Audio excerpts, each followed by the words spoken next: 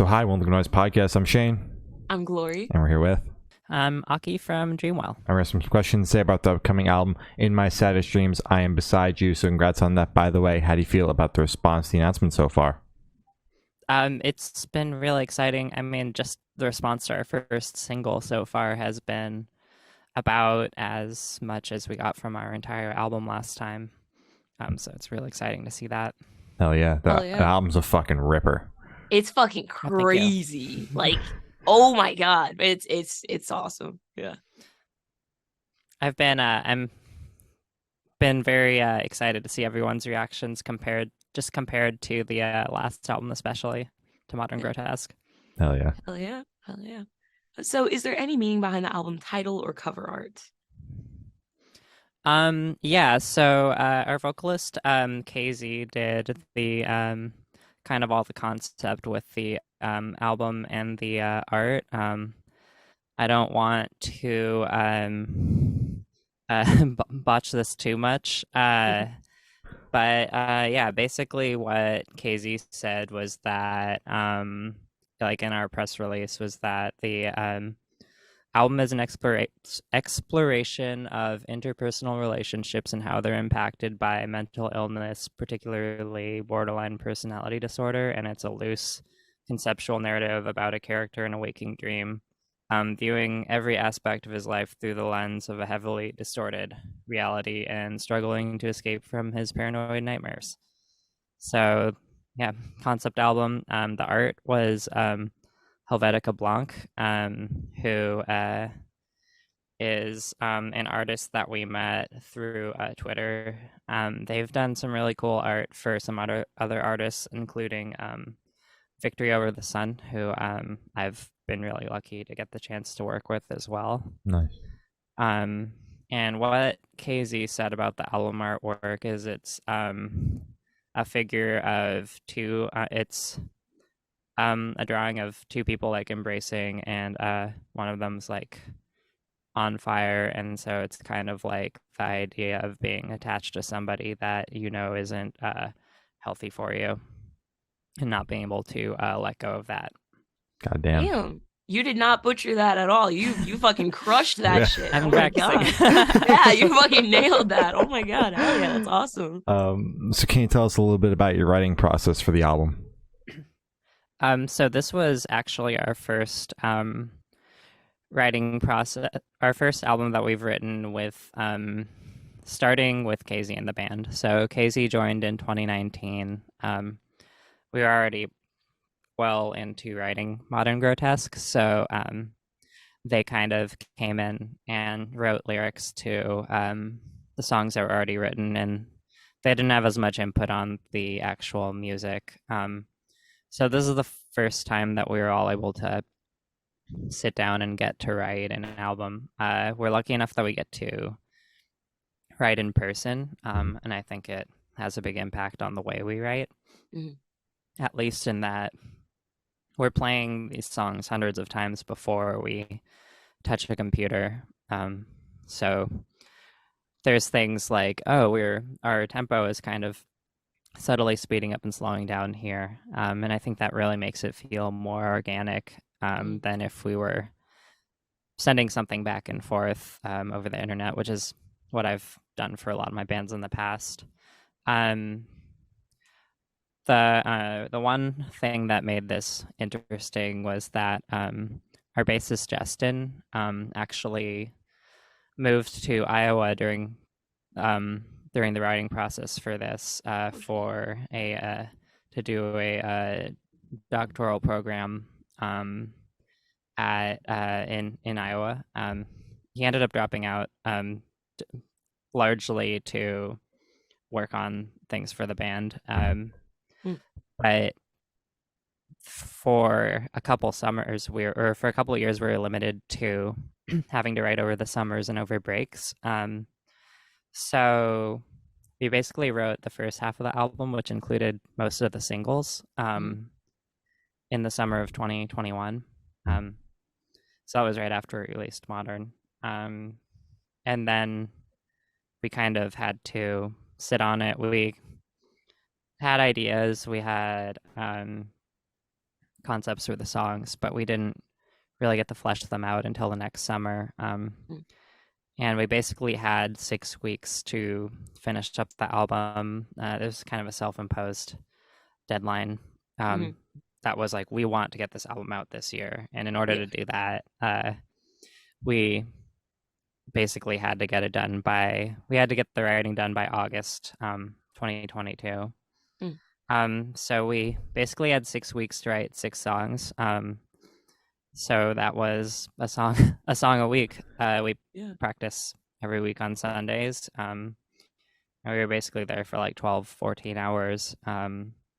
We would review the song from last week, make any changes we wanted, make sure we still remembered it, do like a phone recording of it. And then we would move on to the next one. And then we would play all the other ones we'd written to make sure we remembered those. And then when we were done with that, we went to my house. I have a studio, and did pre-production for all of that, just to be like, all right, now we can listen to a semi-good sounding version of all our parts, have all the tempos ready for when we go to the engineer we're actually working with, and then we can focus on getting the best sound. So yeah, that was our process pretty much. Hell yeah. You guys just aren't a band that like writes when you aren't in a room together. I mean, it's clear, your bassist moves to Iowa and the writing process halts. Like you guys weren't working on the band at all, like personally? We were like we always have a group chat. We're always sending ideas back and forth. We tried writing without him and we got stuck on one of the songs because it's just like, all right, we're not really sure what this is going to sound like with the full band. So we did a few things that we had to like kind of leave and come back to. But in terms of like, okay, this is officially what we do want to do with these songs, we waited till he came back. Gotcha. That's crazy. But so what song off this album took longest to write, and which one is your personal favorite?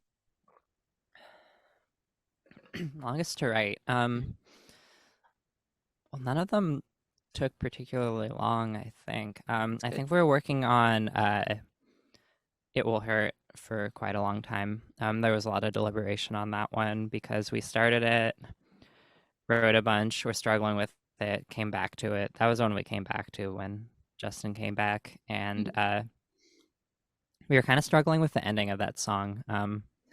We were making it overly complicated, and then we were just like, all right, what if we cut out a whole bunch of this stuff and just go straight to the breakdown that's at the end of it. And I think it turned into one of the best songs on the album. And your personal favorite? Ooh, not to do the cop out like, oh, I like them all. I don't think there's any songs that I'm like, oh, that was kind of weak. They're all really good in different ways. When I listen to the album, part of it is its place on the album, what's come before it, what's been leading up to it. But I'm really excited for people to hear Room of Clouds, the second to last track. I feel like it's not like anything else we've done. That's one that Casey actually wrote on an acoustic guitar in like 10 years ago. God damn. He just had it on his YouTube. I'm sure if anyone wanted to find it and hear what the song kind of sounds like, I'm sure they could find it. But it was really cool. My job is like a mix recording engineer, so it's kind of my job to have someone come in with a song and kind of flesh that out into their full vision. So that it was really fun to get to do something like that as a band, where someone brought in like an acoustic guitar demo from 10 years ago, and we had to turn it into a full band song and kind of envision what that would look like and figure out how to make it more dramatic. And I think the fact that it's a song that could be reduced to that arrangement, but we did it in the full band context makes it like the most powerful song on the album for me. That's For awesome. sure. And with that one song that you all kind of agreed that, hey, maybe we're doing a little bit too much, we should probably trim a little bit. Who made that call? And was there any pushback with that? So it was actually that Ryan had proposed this riff to a song, and then I kind of came up with the breakdown after it. And then Ryan was like, actually, let's get rid of that original riff that I came up with and just keep the breakdown I did. Yeah. And I was like, I don't know, it feels like it's like I was kind of pushing back, like it feels like it's kind of jarring to go from this part before to this, but sometimes you just hear things so many times that when you propose a big change, it's like, oh, is that right? Yeah. But I think it was the right call in the end, considering it's already a like 6-minute song. That's true. It sounds like, just the writing process overall is just kind of like band first, and everyone's kind of like selfless, I guess. Like no one's like, no, that's my part. It should stay because it's my part. But it sounds like you guys are just like, it's for the greater good, I guess. Yeah, and I think that's how you make like a really interesting album. Like any of us are skilled enough that we could sit down and write our own songs on our own, but they wouldn't sound like this. They would, because the pushback and the people having to come together and hash things out with all their influences and experiences is part of what makes the end what you hear in the end. Yeah, absolutely. And we've been doing this for a while now, and we've always kind of been in the same room when we're doing the writing. When we started, I feel like I've personally had to go through a lot of growth with this because when we started, I had been working on stuff on my own for a long time. I was in this band. I'm still in this band, Vivid Illusion. We don't do as much these days. But back around the time Dreamwell started, we'd been a 5-piece when I was living in Florida. I think I was getting the sense that people were getting a little bit sick of me kind of like directing everything and being like, this is what we're playing. I wrote this whole song and now all of you have to learn it as is. You better not change any of these parts. Wow. I wrote the drum fill like this for a reason. Like, even though I'm not a drummer. And I don't think that's as like, sure, like the song was fine, but I don't think it's as enjoyable for everyone else to have to play someone else's parts that aren't their own, that don't fit their style of playing and writing. And it, in the end, it sounds like a solo project with a backing band. And when I first joined Dreamwell, I was still kind of in that mode of like, hey guys, I wrote a song. I demoed all these drums and bass parts and all the guitar parts for it, and I don't want to change anything. Yeah. And that was a lot on our kind of like first demo. We were kind of just getting started, and so we did kind of just roll with that a lot of the time. But the best songs from that time were the ones that we all sat down and wrote in a room together, and sorted out all our parts. So as things went on with like Modern Grotesque, I was more like, okay, I brought a partially finished idea, and this is for the band. Like, we can do what we want with it. It doesn't have to stay like this. And having to learn to like relinquish that attachment to your idea the way you came up with it, because it's like when you sign up for a band, you're doing that because you believe in everyone around you, Yeah. and that they're the best ones to do their respective part in the band. So it was like, if we're not bringing ideas to the band for everyone to work on and develop, then it's like, what's even the point? Exactly. Absolutely. So how'd the track list for the album come about? Did you guys write the opener be the opener, closer be a closer? Did you shuffle around and see what fits? What was that process like? When we first started, we were kind of just writing. So the first songs we wrote were like Obelisk, Blighttown, Towers, a lot of the singles. At that point, we didn't really have a track list in mind.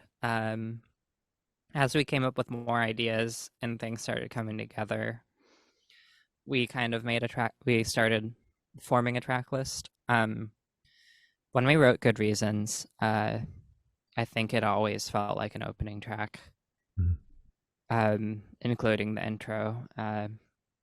We always wanted it to be the track that we opened the album with, because specifically it is kind of the most like typical screamo song, and also the most kind of like upbeat, positive feeling song.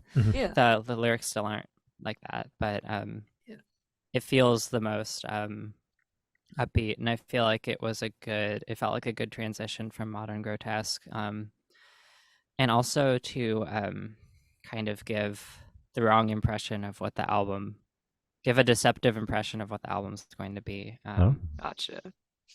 It's I mean, part of how we talked about, like I was saying, like a lot of the themes on the album kind of explore like borderline personality disorder, which is something that both Casey and I deal with.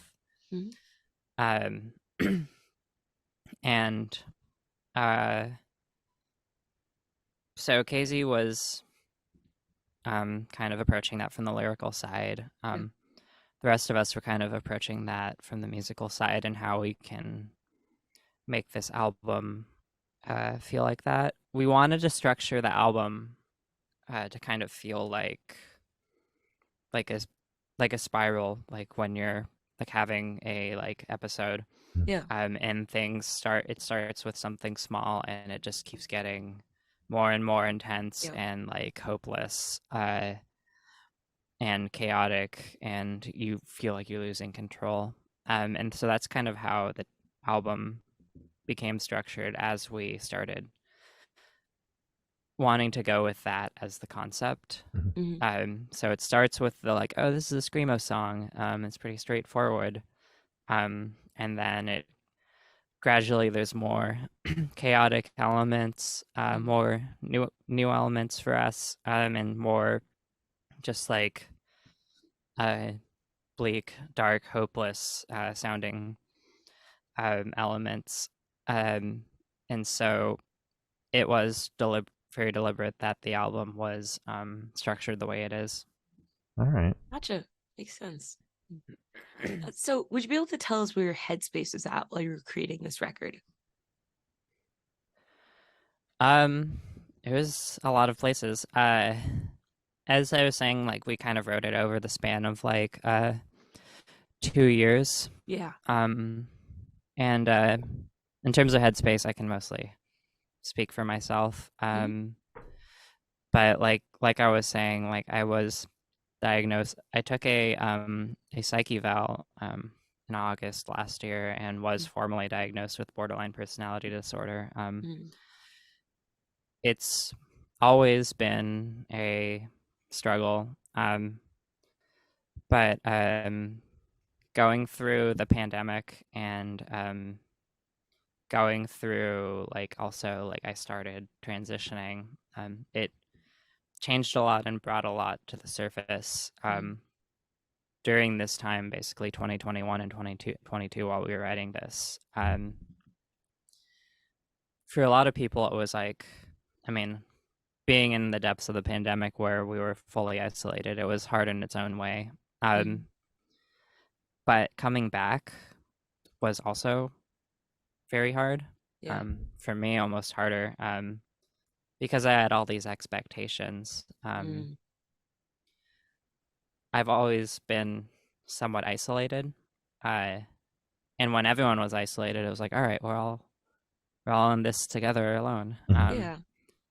And then it was like coming back from that and being like, oh, we can do stuff again. Kind of, sort of. It's still kind of dangerous. I still, that sense of isolation never left. And I was feeling isolated in my isolatedness. I was like, am I the only one who feels like this? And so that was a lot of how I was feeling during when we were starting writing the album in 2021 and also in 2022. The entire 9 months leading up to finishing the album was just kind of really intense, and it was hard to catch our breath at all. We as I was saying, we wrote the album in 6 weeks. The second half of the album in 6 weeks. And then we were basically recording it in between going on 2 tours. So going into that, I kind of knew oh, this is going to be really intense. And I'm going to be crashing at the end of it. And then it ended up being more intense than I thought. Unfortunately, I had a Sphinx cat who I was very close to during the pandemic and just the last 4 years. And she passed away about a year ago in July, and that was right before we started doing the pre-pro. And actually, I remember the next day I went to practice to write one of the songs because I was just like, what else am I gonna do? My bandmates are gonna understand if I'm not here, but I don't want to be sitting at home right now. And so I ended up doing that, and then we ended up pre-proing the album immediately, going on tour, coming back, recording the album. I got COVID during recording it.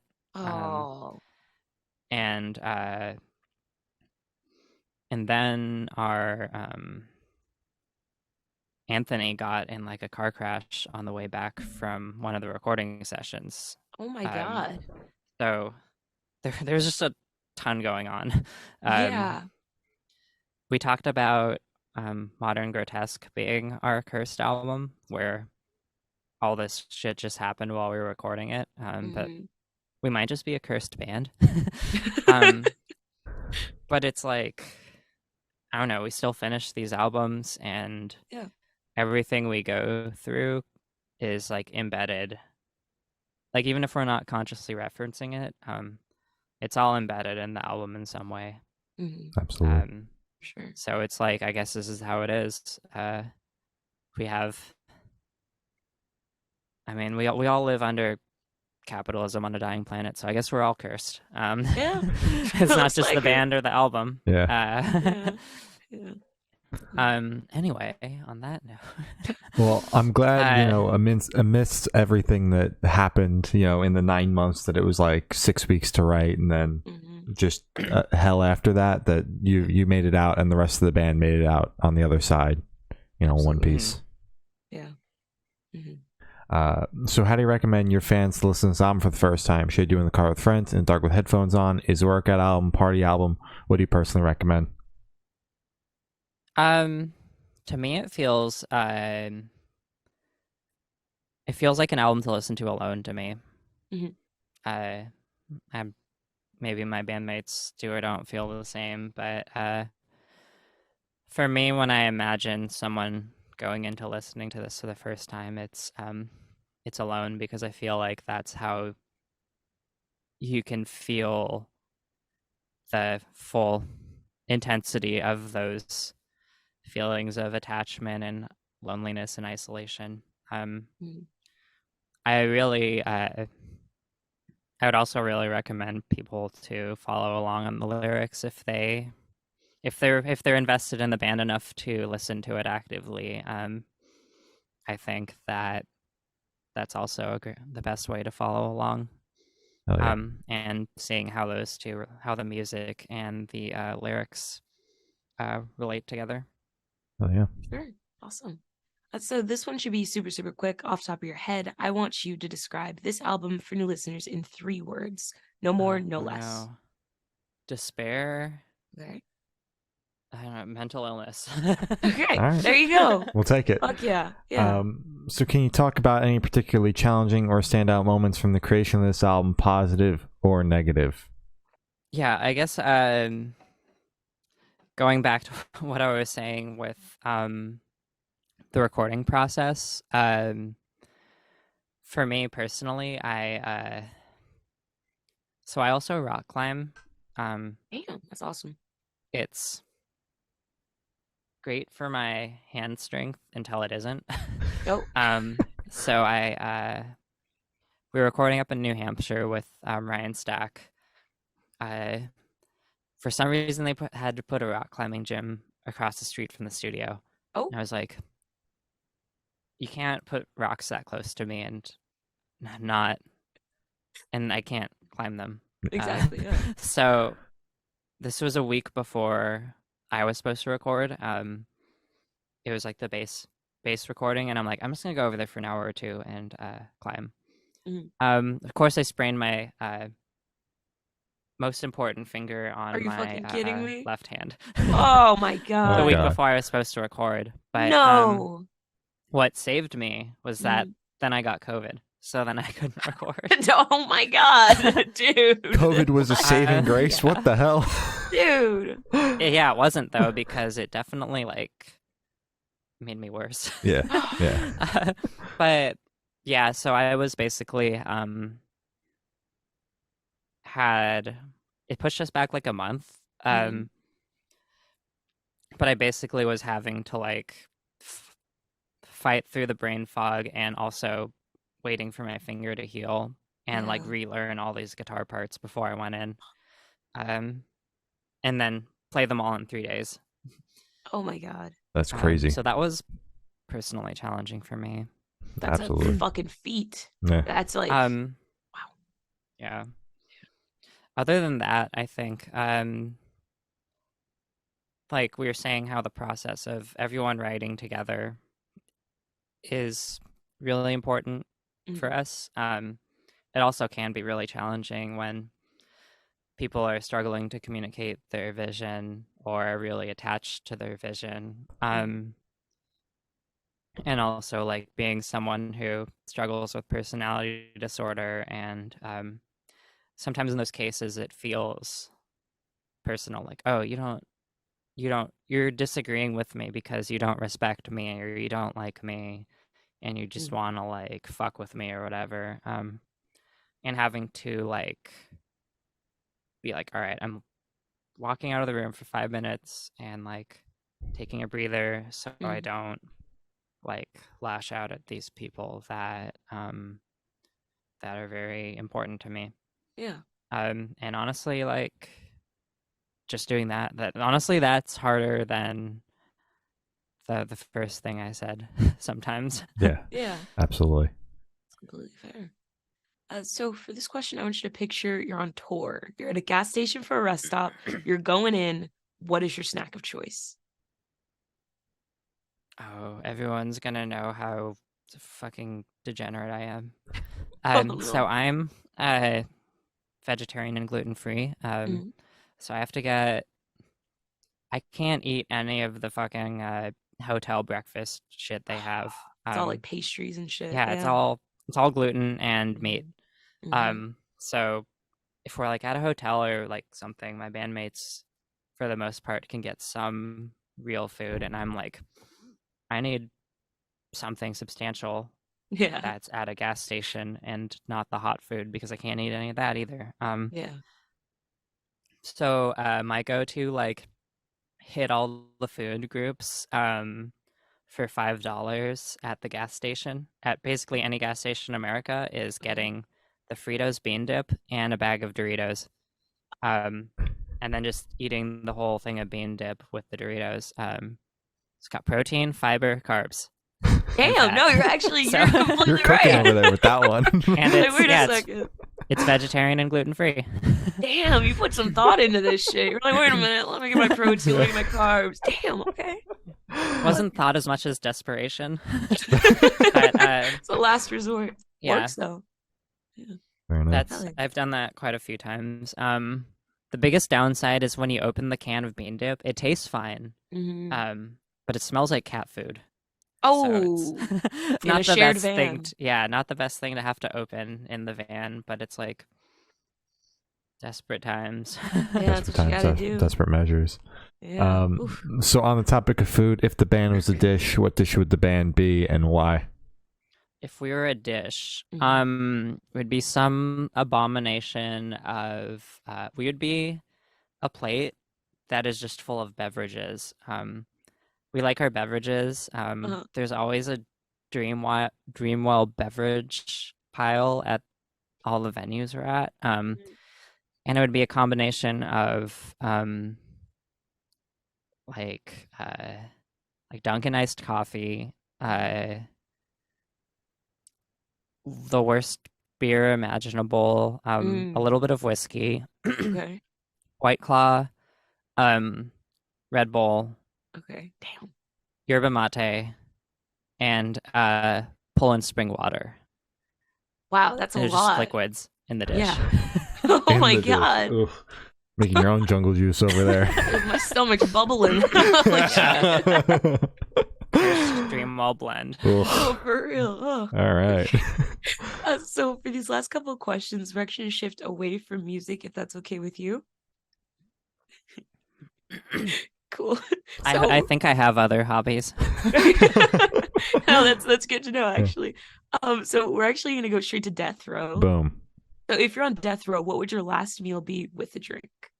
Honestly, I'd probably like break veg out of spite. I'd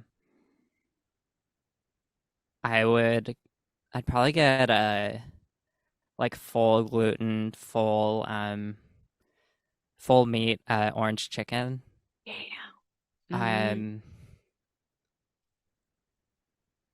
And then probably like I'd probably want to drink something to like make me chill out. I don't know, like The Dreamwell blend. oh no, that's not a chill drink. No. That's the getting ready to play a show drink. Yeah. I don't know. I mean, I like yerba mate too much. It's my comfort drink. I'd probably just drink that. All right. Sounds Hell good. yeah. So if you could live in one fictional world for a week, where would you live?